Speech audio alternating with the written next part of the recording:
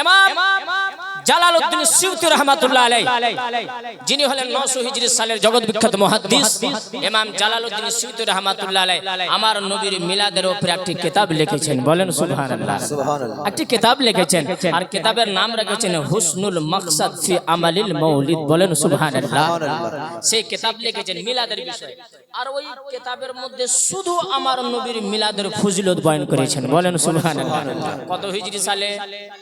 900। আজকে কত চলছে? 1446। কত বছর পূর্বে? 500 বছর পূর্বের মুহাদ্দিস। আরে ইখতিলাফ তো এই তো 2 বছর হলো, 200 বছর হলো না? 200 বছর থেকে এই ইখতিলাফ চলেছে, মতভেদ চলেছে মুসলমানের মধ্যে, আকীদা আলাদা আলাদা হয়ে গেছে, মাসলাক আলাদা আলাদা। কিন্তু 1200 হিজরির পূর্বে মানে 200 বছর পূর্বের কিতাব পড়েন, তখন কোনো মতভেদ ছিল না, সবাই সুন্নি ছিল। ইমাম জালালউদ্দিন সিউতি লেখেন মিলাদ কাকে বলা হয়? মিলাদের তারিফ করছেন। মিলাদ কোন জিনিস, কোন আমলকে মিলাদ বলা হয়?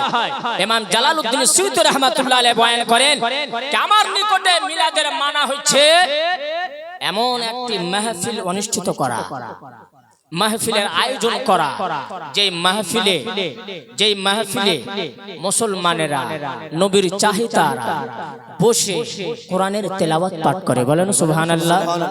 কোরআনের তেলাওয়াত করে, তেলাওয়াত করার পরে ওই মাহফিলে, ওই মজলিসে, ওই মাহফিলে আমার নবী পাক সাল্লাল্লাহু আলাইহি সাল্লামের আগমনের, জন্মের সংবাদ, কোরআন হাদিস থেকে যত আছে ওইগুলো আয়াত পড়ে, হাদিস পড়ে তার ব্যাখ্যা করা। এবং আমার নবী পাক সাল্লাল্লাহু আলাইহি সাল্লাম যখন জন্মগ্রহণ করলেন, আপনার যখন আগমন হলো, সেই সময় যত মুজিজা প্রকাশ হয়েছিল, আমার নবীর মুজিজা, আমার নবীর সিরাত, আমার নবীর কালচার, আমার নবীর সিরাত, আমার নবীর আখলাক বয়ান করা। তারপরে লাস্টের বেলা, শেষ সময় লাস্টের বেলা আল্লাহর দরবারে 2 হাত উঠিয়ে দোয়া করা, এরই নাম হচ্ছে মিলাদে মুস্তাফা। বলেন সুবহানাল্লাহ। এরই নাম হচ্ছে মিলাদুন নববী, এরই নাম হচ্ছে মিলাদ। তারপরে ইমাম জালালউদ্দিন সিউতি আলাইহি রাহমাতুর রিজওয়ান লেখেন যে এই মতন মাহফিল অনুষ্ঠিত করা, আর এই মতন মাহফিলে বসে আল্লাহর রাসূলের জিকির শোনা, আল্লাহ রাসূলের মিলাদের ফজিলত বয়ান করা, আমার নবীর মুজিজা বয়ান করা, এই সমস্ত আমল হচ্ছে বিদআতে হাসানা। বলেন সুবহানাল্লাহ। কি বিদআতে হাসানা? অর্থাৎ সুন্দর বিদআত। বলেন সুবহানাল্লাহ। সুন্দর বিদআত। তারপরে আসুন ইমাম জালালউদ্দিন সিউতি আলাইহি রাহমা ওই কিতাবের মধ্যে লেখেন ইস্তাহাব্বুল লানা, আমার নবীর মিলাদ পালন করা হয়েছে মুস্তাহাব। বলেন সুবহানাল্লাহ। আমার নবীর মিলাদ পালন করা মুস্তাহাব। বলেন ইমাম জালালউদ্দিন সিউতি 900 হিজরি সালের জগৎ বিখ্যাত মুহাদ্দিস লিখছেন আমার নবীর মিলাদ পালন করা বিদআতে হাসানা, আমার নবীর মিলাদ পালন করা মুস্তাহাব। ইমাম জালালউদ্দিন সিউতির কথা শুনবেন না এই জামানার পথভ্রষ্ট মৌলবীদের কথা শুনবেন?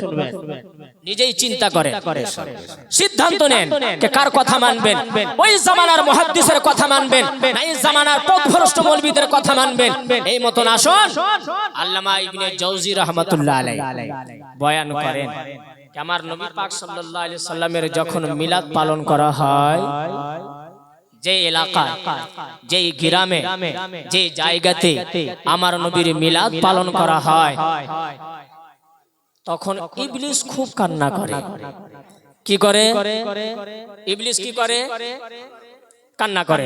আর ইবলিস অনেক দুঃখ পায়, কষ্ট পায়। কে কষ্ট পায়? ইবলিস। দুঃখ কে পায়? উঁচু আওয়াজে বলেন, দুঃখ কে পায়? ইবলিস। কান্না কে করে? ইবলিস। বিনা হাওয়ালাতে কথা বলবো না বাবজি। আসুন আল্লামা হাফিজ ইবনে কাসির রাহমাতুল্লাহ আলাইহি, যিনি হলেন 600 হিজরি সালের জগৎ বিখ্যাত মুহাদ্দিস, আল্লামা হাফিজ ইবনে কাসির রাহমাতুল্লাহি তাআলা আলাইহি আল বিদায়া ওয়ান নিহায়া এই কিতাবের মধ্যে এই কথাটাকে লিপিবদ্ধ করেছেন। ইতিহাস, তারিখের যত কিতাব পড়বেন ধর্মী আর ইসলামের ধর্মী ইসলাম ধর্মী কিতাবের মধ্যে ইতিহাসের কিতাব যত কিতাব লিপিবদ্ধ করা হয়েছে সমস্ত কিতাবের মধ্যে সবচাইতে বড় কিতাব হচ্ছে আল বিদায়া ওয়ান নিহায়া। বলেন সুবহানাল্লাহ। ইতিহাসের কিতাব আল বিদায়া ওয়ান নিহায়ার মধ্যে ইমাম আল্লামা হাফিজ ইবনে কাসির রাহমাতুল্লাহ আলাইহি লেখেন কি আন্না ইবলিসা রান্না আরবা রান্নাতিন। বলেন সুবহানাল্লাহ। আল্লামা হাফিজ ইবনে কাসির লেখেন ইবলিস নিজের জীবনে 4 বার কান্না করেছে। কতবার? কতবার? 4 বার কান্না করেছে আর অনেক কষ্ট পেয়েছে আর দুঃখ পেয়েছে। ইবলিস জীবনে কতবার? 4 বার। প্রথমবার কখন জানেন? হিনা লুইনা। দ্বিতীয় নাম্বার হিনা উহবিতা। তৃতীয় নাম্বার হিনা ওয়ালিদা রাসূলুল্লাহ সাল্লাল্লাহু আলাইহি ওয়াসাল্লাম। চতুর্থবার হিনা উনজিলাতিল ফাতিহা। 4 বার। আরবি পড়লাম, বাংলাতে তার তরজমা শুনেন। হিনা লুইনা আপনারা ইতিহাস শুনেছেন আল্লাহ পাক যখন আদম নবীকে সৃষ্টি করলেন আর সমস্ত ফেরেশতা মণ্ডলীদেরকে বললেন হে আমার ফেরেশতারা আদমকে সাজদা করো। শুনেছেন? আদমকে সাজদা করো। সমস্ত ফেরেশতা কি করেছিলেন? সাজদা করেছিলেন সিওয়ায় ইবলিসকে। মানে ইবলিস সাজদা করেনি। ইবলিস ছাড়া সমস্ত ফেরেশতারা সাজদা করেছিলেন, ইবলিস করল না। আল্লাহ পাক বলেন এই ইবলিস আমার আদেশ মানলি না? ইবলিসের গলায় আল্লাহ পাক একটি লানাতের মালা। লানাতের অর্থ লানাতের অর্থ হচ্ছে যার মাধ্যমে আল্লাহর বান্দা আল্লাহর রহমত থেকে দূর হয়ে যায় তারই মানা হলো লানাত। তাকে কি বলা হয়? লানাত। লানাত লানাত কানা লানাতুল্লাহি আলাল কাযিবিন। যারা ঝুট বলে ঝুটের উপরে লানাত। তো লানাত যে ভাজে লানাত পড়া হয়। তো লানাতের মানা কি? যে আমলের মাধ্যমে আল্লাহর রহমত থেকে বান্দা দূর হয়ে যায় সেটাকে বলা হয় লানাত। আল্লাহ পাক বললেন এই ইবলিস তুই আমার আদেশ মানলি না, তুই আমার রহমত থেকে দূর হয়ে যা। দূর হয়ে যা, তুই আমার রহমতের কাছে আসতে পাবি না। তখন আল্লাহ পাক ওই লানাতের একটি মালা ইবলিসের গলায় দিয়ে নিজের দরবার থেকে বের করে দিলেন। বাইর হয়ে যা, আর আমার দরবারে থাকতে পাবি না। বাইর হয়ে গেল। তখন ইবলিস খুব কান্না করেছিল, অনেক কষ্ট পেয়েছিল, কান্না করেছিল, ডুকুরে ডুকুরে কান্না করেছিল ইবলিস। হায় আমি আল্লাহর দরবারে কত পছন্দ নিয়েছিলাম, কিন্তু আমাকে আজ আল্লাহর দরবার থেকে বাহির করে দেওয়া হলো। ইবলিস অনেক কান্না করেছিল। হিনা লয়না 1 নম্বর। দ্বিতীয়বার ইবলিস কখন কান্না করেছিল? ওয়াহিনা উহবিতা। আল্লাহ পাক যখন ইবলিসকে বললেন এই ইবলিস যখন তুই আদম নবীর গুস্তাখি করলি আসমানের জগতে ফেরেশতার দলে তুই আর থাকতে পাবি না, ফেরেশতার দল থেকে বের হয়ে জমিনে চলে যা। ইবলিসকে যখন এই জমিনে পাঠানো হয়েছিল তখন ইবলিস কান্না করেছিল, খুব কান্না করেছিল আর কষ্ট পেয়েছিল, দুঃখ পেয়েছিল ইবলিস। 3 নম্বর হিনা উলিদা রাসূলুল্লাহ সাল্লাল্লাহু আলাইহি ওয়াসাল্লাম। আর ইবলিস তৃতীয়বার ওই সময় কান্না করেছিল, নিজের জীবনের সবচাইতে ওই সময় কষ্ট পেয়েছিল, দুঃখ পেয়েছিল যেই সময় আমার নবীর আগমন হয়েছিল। বলেন সুবহানাল্লাহ।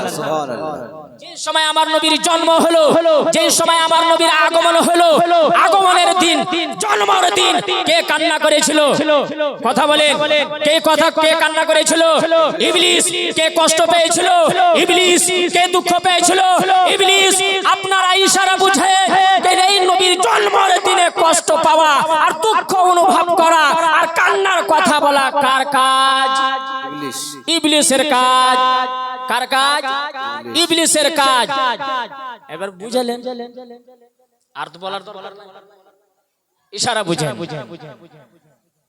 ইবলিস বলেছিল হায় হায় কেন নবী জন্মগ্রহণ করলেন? হ্যাঁ খুব কান্না করেছিল। তো যারা এই রবিউল আউয়াল মাসের 12 তারিখে আমার নবীর জন্মদিনে দুঃখের কথা বলে, কষ্টের কথা বলে, কান্নার কথা বলে, শোক পালন করার কথা বলে, তারা আসলে মানুষ না, তারা হলো আসলে ইবলিসের রূপে মানুষ, হচ্ছে ইবলিসের রূপে মানুষ। তারা আসলে মানুষ না, তারা হলো আসলে ইবলিসের রূপে।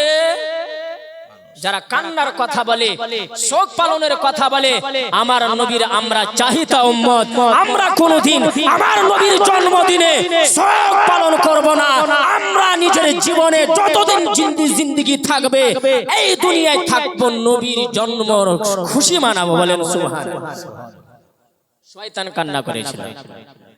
আচ্ছা, চতুর্থবার ওয়াহিনা উনজিলাতিল ফাতিহা, হাইনা উনজিলাতিল ফাতিহা। আর ইবলিস চতুর্থবার সেই সময় কান্না করেছিল যখন সূরাতুল ফাতিহা নাজিল হয়েছিল। সূরাতুল ফাতিহা পড়েন, কোরআন পড়েন তো বাবজিরা ভাইরা? কথা বলেন, ঘুমাবেন না? কথা বলেন, সুবহানাল্লাহ বলেন, উত্তর দেন, ঘুম আসবে না। সূরাতুল ফাতিহা তেলাওয়াত করেন তো কোরআনের মধ্যে? আলহামদুলিল্লাহি রাব্বিল আলামিন। এই যে সূরা, এই সূরার নাম কি? সূরাতুল ফাতিহা। এই সূরাতুল ফাতিহা যেদিন নাজিল হয়েছিল সেই দিনও খুব কান্না করেছিল ইবলিস, খুব কান্না করেছিল, কষ্ট পেয়েছিল। ফাতিহা, তো এই ফাতিহা ইবলিসও হজম করতে পারে না। ফাতিহাকে ইবলিসও হজম করতে পারে না। তো ফাতিহাকে হজম কারা করে? সুন্নিরা করে না? ফাতিহা কারা করে? সুন্নিরা। আর যারা ফাতিহা হজম করতে পারে না তারা, বলার দরকার নাই বাবজি, কিছু বলারও দরকার নাই, ইশারা বুঝে। ইবলিস ফাতিহাকে হজম করতে পারেনি। এই জামানার কিছু লোক ফাতিহাকে হজম করতে পারে না। জেনে নিতে হবে, যারা ফাতিহা করে তারা হলো সুন্নি, আর যারা ফাতিহা করে না, ফাতিহা করার পরে ফাতিহাকে দেখে দূরে ভাগে, ফাতিহাকে দেখে জ্বলন হয়, ফাতিহাকে দেখে তারা কষ্ট পায়, তারা আসলে কার দল? নিজেই ফেসলা করেন। দুইটি কথা বলেছেন, হিনা বুলিদা, নবীর জন্মদিন কান্না করনেওয়ালা শয়তান ইবলিস। সূরাতুল ফাতিহা নাজিল যেই দিন হয়েছিল সেই দিন কান্না করনেওয়ালা কে? ইবলিস। আর এই দুইটি জিনিসকে এই জামানার কিছু লোক হজম করতে পারে না। আর আমরা নবীর চাহিদা, এই নবীর বিলাদের সময়, নবীর মিলাদ মোবারকের সময় আমরা কান্না করব, কি করব? খুশি পালন করব। আর একটি কথা শুনুন। আচ্ছা বলেন, পাড়ায় বাড়িতে তো মানুষের ইন্তেকাল হয়, হয় না? বাপেরও হয়, ভাইয়েরও হয়, বোনেরও হয়। কার সময়, যার যখন সময় হয়ে যায় চলে যায়, কান্না মৃত্যু হয়ে যায়, ইন্তেকাল হয়। আচ্ছা বলে, বাবা যদি মারা যায় তার সন্তানেরা কান্না করে না? করে। স্ত্রী যদি মারা যায় তার স্বামী কান্না করে না? করে। মা যদি মারা যায় সন্তান কান্না করে, সন্তান মারা গেলে মা বাপ কান্না করে, এক কথা আত্মীয় স্বজন সবাই কান্না করে। এটা জিনিসকে তো অস্বীকার করতে পারা যাবে না। কিন্তু শরীয়তের মাসলা মনে রাখবেন, কতদিন কান্না করার আদেশ? শোক পালন করে কি করে না? কতদিন শোক পালন করার আদেশ? কতদিন এক মুমিন নিজের বাবার ভালোবাসায়, নিজের মায়ের মহব্বতে, নিজের আত্মীয় স্বজনের ভালোবাসায় এক মুমিন বান্দা কতদিন শোক পালন করতে পারে? এটা তো একটা মাসলা আছে। আর এই মাসলাটা শুধু মুস্তাহাব আর নফলিয়া না, এই মাসলাটা হারাম আর হালাল ঠিক আছে। আমার নবী পাক সাল্লাল্লাহু আলাইহি ওয়াসাল্লাম বলেন, হাদিসের মধ্যে পাওয়া যায়, আমার নবী পাক সাল্লাল্লাহু আলাইহি ওয়াসাল্লাম বলেন, স্ত্রী যদি মারা যায়, স্ত্রী যদি মারা যায়, তাহলে স্বামী যদি মারা যায়, কে মারা যায়? স্বামী যদি মারা যায় তাহলে তার স্ত্রী 4 মাস 10 দিন শোক পালন করবে। কতদিন? 4 মাস 10 দিন শোক পালন করবে। স্ত্রী স্বামীর ইন্তেকালের শোক পালন করবে 4 মাস 10 দিন। এছাড়া মা হোক বা বাবা হোক, ভাই হোক বা বোন হোক বা আত্মীয় স্বজন হোক, কোন বান্দা মারা যায় তার শোক শুধু 3 দিন মানাইতে পাবে। কতদিন? 3 দিন শোক পালন করতে হবে। আর শোক পালন করা যাবে 3 দিন ছাড়া। চতুর্থ দিন শোক পালন করা ইসলাম ধর্মের মধ্যে হারাম। কথা বুঝতে পারছেন? কোন সন্তান যদি বাপের শোক যদি 1 মাস পালন করে হারাম। কোন মা যদি নিজের সন্তানের শোক 1 মাস 15 দিন পালন করে হারাম। যতই চাহিদা হোক, যতই ভালোবাসা হোক, মহব্বত হোক, 3 দিনকার বেশি শোক পালন করা, কথা বলেন, শোক পালন করা যাবে না। কতদিন? 3 দিন। আচ্ছা বলেন, আমার নবী পাক সাল্লাল্লাহু আলাইহি ওয়াসাল্লামের এই জামানাতে শোক পালন করা যাবে? কথা বলেন, শোক পালন করা যাবে? শোক পালন করা যাবে না। যেখানে আমার নবী পাক সাল্লাল্লাহু আলাইহি ওয়াসাল্লাম 1500 বছর, এক কথায় 1450 বছর পূর্বে আমার নবী ফতোয়া দিয়ে দিয়েছেন যে শুধু স্ত্রী স্বামীর ইন্তেকালের শোক 4 মাস 10 দিন মানাবে। এই ছাড়া কোনো বান্দা কোনো বান্দার শোক 3 দিনকার বেশি মানাতে পাবে না। এই 1450 বছর পর আমার নবীর শোক মানানোর কথা বলা ভুল হবে কি হবে না? কথা বলেন, ভুল হবে কি হবে না? কোরআনের বিরোধী মানা যাবে কি যাবে না? হাদিসের বিরোধী হবে মশলা, কোরআন হাদিসের বিপক্ষে। আচ্ছা এবার শুনুন, আরেকটি ইতিহাস মনে রাখবেন। রবিউল আউয়াল মাসের 12 তারিখে আমার নবীর আগমন হয়েছে, আর এই রবিউল আউয়াল মাসের 12 তারিখে আমার নবীর ওয়াফাত হয়েছে। একই তারিখ বাজি, মাসও একই মাস, একই তারিখ। যেই তারিখে আমার নবী পাকের আগমন হয়েছে সেই তারিখে আমার নবীর ওয়াফাত হয়েছে। এই যে এখানে মাসলা কিন্তু ফেসে যায়। কিছু নতুন প্রোডাক্ট বের হয়েছে, এই মৌলবীরা বলে এই তারিখে নবীর ওয়াফাত হয়েছে, শোক পালন করো। আমরা বলি না, এই তারিখে নবীর খুশি মানাও, নবীর মিলাদের খুশি মানাও। ওরা বলে না, শোক পালন করো, কারণ এই তারিখে ওয়াফাত হয়েছে। আমরা বলি ওয়াফাত তো হয়েছে, কিন্তু আমার নবীর জন্ম তো হয়েছে। এই যে দুইটি জিনিস একই তারিখে, আমরা শোক কেন মানাই না? এটাও তো একটা প্রশ্ন। আমরা নবীর জন্মের খুশি মানাই, শোক কেন মানাই না? আমরা নবীর জন্মের আগমনের খুশি মানাই, শোক কেন মানাই না? কান্না কেন করি না? তার উত্তর শুনেন।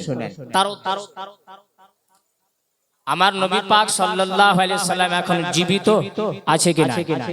কথা বলেন, আমার নবী পাক সাল্লাল্লাহু আলাইহি সাল্লাম কবরে এখন জীবিত কি জীবিত না? বলেন, আমার নবী জীবিত? আমার নবী জিন্দা? কবরে জিন্দা আছেন? আছেন। আচ্ছা বলেন, আরে আমার কথা মানিও না। এই মৌলবী যদি কথা বলে মানিও না। কোন মুফতি যদি বলে থাকে মুফতির কথাকে অস্বীকার করে দাও, কিন্তু হুজুরের কথাকে তো অস্বীকার করতে পারা যাবে না। আর হুজুরের কথাকে অস্বীকার করলে তো ঈমানই থাকবে না, ঈমানই নষ্ট হয়ে যাবে। মাজমাউজ যাওয়াইদের হাদিস, যে হাদিসটাকে ইমাম আল্লামা ইবনে হাজার হাইতামি মক্কি শাফঈ আলী রহমত রিজওয়ান বয়ান করার পর লেখেন ওয়া হাদিসু রিজালুস সহিহ, এই হাদিসের সমস্ত সনদ হচ্ছে সহিহ। বলেন সুবহানাল্লাহ। হাদিসটি হচ্ছে সহিহ। হাদিসটি কি? আমার নবী পাক বলেন হায়াতি খায়রুল লাকুম ওয়া মামাতি খায়রুল লাকুম। আমার নবী পাক বলেন, এই আমার সাহাবারা শুনো, আমি এই দুনিয়ায় থাকবো, এই পৃথিবীতে থাকবো, আমার জিন্দেগি অবস্থায়, আমার আমি যে জীবিত আছি আর এই দুনিয়াতে থাকবো, আমার হায়াত অবস্থায়, আমার হায়াত আমার উম্মতের জন্য রহমত। বলেন সুবহানাল্লাহ। আমার হায়াত, আমার জিন্দেগি এই দুনিয়ায় থাকা অবস্থায় আমার উম্মতের জন্য রহমত। ওয়াফাতি খায়রুল লাকুম, আমি যেদিন ওয়াফাত পেয়ে যাব, আমার যেদিন ইন্তেকাল হয়ে যাবে, আমি যেদিন এই দুনিয়া ছেড়ে, আমি এই পৃথিবী ছেড়ে নিজের রওজায় চলে যাব, কবর মোবারকে চলে যাব, আমার ওয়াফাত ওয়াফাতি খায়রুল লাকুম, আমার ওয়াফাত আমার উম্মতের জন্য রহমত। বলেন সুবহানাল্লাহ। আমার নবীর জিন্দেগিও রহমত আর আমার নবীর ওয়াফাতও রহমত। বলেন আমার নবী পাক বলছেন আমি এই হায়াত অবস্থায় থাকব উম্মতের জন্য রহমত, আর আমি যখন এই দুনিয়া থেকে চলে যাব আর কবরে চলে যাব, কবরে থাকব, সেই কবরে থাকা অবস্থায় উম্মতের জন্য রহমত। বলুন আমার নবীর জিন্দেগি আর ওয়াফাত এই দুই জিন্দেগির মধ্যে কোনো পার্থক্য থাকলো? আপনারাই ফয়সালা করেন, পার্থক্য থাকলো? আমার নবী যেমন এই দুনিয়ায় ছিলেন, আমার নবী যেমন এই পৃথিবীতে ছিলেন, যেভাবে আমল করতেন, যাহা ইচ্ছা করতেন চলে যেতেন, সেই মতন নিজের কবর মোবারকে থেকে নিজের রওজাতে থাকা অবস্থায় আমার নবীর নিজের ইচ্ছা অনুযায়ী যেই জায়গাতে চান চলে যান। বলেন সুবহানাল্লাহ। কোনো পার্থক্য নাই। ওয়া হায়াতি খায়রুল লাকুম ওয়া ওয়াফাতি খায়রুল লাকুম। আমার নবী পাক বলেন আমার হায়াত অবস্থায় এবং ওয়াফাত অবস্থার মধ্যে কোনো পার্থক্য নাই। যেমন আমার জিন্দেগি আমার উম্মতের জন্য রহমত, তেমন আমার ওয়াফাতও সাহাবার জন্য উম্মতের জন্য রহমত। উত্তর বুঝতে পারলেন? শোক কেন পালন করবে ভাই? শোক তারা পালন করবে যারা বলে আমার নবী পাক সাল্লাল্লাহু আলাইহি সাল্লাম মাটিতে মিশিয়ে গেছেন। বলে নাউজুবিল্লাহ, বলে নাউজুবিল্লাহ। যারা বলে আমার নবী জীবিত নাই, যারা বলে আমার নবী জমিনে মিশিয়ে গেছে, নাউজুবিল্লাহ। যারা বলে আমার নবী মারা গেছে, আমার নবীর ওজুদ নাই, তারা এই রবিউল আউয়াল মাসের 12 তারিখে আমার নবীর শোক পালন করবে। কিন্তু যাদের মাসলাক এটাই, যাদের আকীদা এটাই, যাদের ধারণা এটাই, যাদের সোচ এটাই, আমার নবীর জিন্দেগি আর ওয়াফাতের মধ্যে কোনো পার্থক্য নাই, জিন্দেগিও রহমত ওয়াফাতও রহমত। বলেন সুবহানাল্লাহ। তারা কোনদিন নবীর জন্মদিনে শোক পালন করবে না। আর আমাদের এটাই মাসলাক। আমার নবী কালকেও জিন্দা ছিলেন, কালকেও জীবিত ছিলেন, আজকে নিজের কবরে জীবিত আছেন, আজকে নিজের কবরে জিন্দা আছেন। তারা তো জিন্দাই মানে না, তো কি খুশি পালন করবে? তারা তো জিন্দাই মানে না, আর আমরা জিন্দা মানি। আমার নবী কালকেও জিন্দা, আজকেও জিন্দা, কিয়ামত পর্যন্ত নিজের কবর মোবারকে জিন্দা থাকবেন। কেননা আল্লাহ পাক বলেন ওয়ামা আরসালনাকা ইল্লা রাহমাতাল লিল আলামিন। জোরে বলো। আল্লাহ পাক বলেন ওয়ামা আরসালনাকা ইল্লা রাহমাতাল লিল আলামিন। এই আমার বান্দারা শোনো, আমি নিজের প্রিয় নবীকে সমস্ত জগতের জন্য, আসমানের জন্য, জমিনের জন্য আমি নিজের প্রিয় নবীকে রহমত বানিয়ে পাঠাইলাম। বলেন সুবহানাল্লাহ। আমার নবীর রহমত না, কালকে রহমত ছিলেন, আজকে রহমত আছে কি না? বলেন এখন আমাদের জন্য আমার নবীর রহমত আছে কি নাই? এখন আছে না, কিয়ামত পর্যন্ত থাকবে না। আরে যেই জাত রহমত প্রমাণ হবে সেই জাত কি খতম হতে পারে? সেই জাত মাটিতে মিশাতে পারে? সেই জাত মরতে পারে? যেই জাত মাটিতে মিশিয়ে যাবে, যেই জাতের ওজুদ খতম হয়ে যাবে, সেই জাত কোনদিন নিজের উম্মতের জন্য রহমত প্রমাণ হতে পারবে? রহমত প্রমাণ হতে পারবে না। নবীকে রহমত মানলে নবীকে জিন্দাও মানতে হবে, নবীকে রহমত মানলে নবীকে জীবিত মানতে হবে। যারা নবীকে জীবিত মানে না, যারা নবীকে জিন্দা মানে না, তারা নবীকে রহমত মানতে চায় না। আলহামদুলিল্লাহ আমাদের জন্য আমার নবী রহমত। বলেন সুবহানাল্লাহ। আমার নবী আমাদের জন্য রহমত, আমরা জীবিত মানে। একবার দুরূদ পাঠ করেন, আল্লাহুম্মা সাল্লি আলা সাইয়্যিদিনা মাওলানা মুহাম্মদ ওয়া আলা আলি সাইয়্যিদিনা